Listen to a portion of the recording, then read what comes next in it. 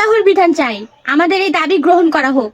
আমরা মনে প্রাণে বিশ্বাস করি আল্লাহর বিধান ছাড়া শান্তি আসা সম্ভব নয়। জনগণের কাছে আমি এখন এই প্রস্তাব দেব, জনগণ তোমরা আল্লাহকে বিশ্বাস করো, আল্লাহর দিন তোমরা মেনে নাও। আমি শান্তিপূর্ণ উপায়ে এই প্রস্তাব দিতে পারি। আমি এটার নাম দিয়েছি বিপ্লব। এই গণ বিপ্লব অর্থাৎ রাষ্ট্রের জীবন ব্যবস্থা পছন্দ করার অধিকার আমার বা আপনাদের রয়েছে। আজকে এই হল রুমে কমপক্ষে 2000 নরনারী আছেন। 2000, 2 লাখেরই একটা অংশ, 2 লাখ 2 কোটির একটা অংশ। আপনারা যারা এই 2000 আছেন এখানে, আপনারা বলেন তো আপনারা কোন জীবন ব্যবস্থা চান? আপনাকে আল্লাহর জীবন ব্যবস্থা চান? চান কিনা? আমরা আল্লাহর দেওয়া ব্যবস্থা চাই,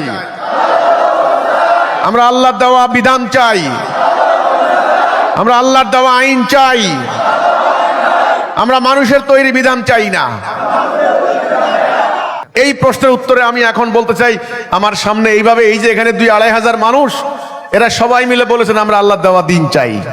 আমি কি আপনাদেরকে জোর করেছি, বাধ্য করেছি, আপনাদের মনের উপর প্রেসার দিয়েছি, টাকা পয়সার প্রলোভন দেখিয়েছি, আপনাদের মস্তকে কি অস্ত্র ঠেকিয়েছি?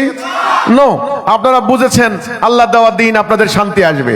এই যে আপনাদের জীবন ব্যবস্থা পছন্দ করার অধিকার কি মৌলিক অধিকার নয় কি? আমি যেটা বলছি ন্যায়সঙ্গতভাবে আইনসম্মতভাবে কথা বলছি, আলহামদুলিল্লাহ।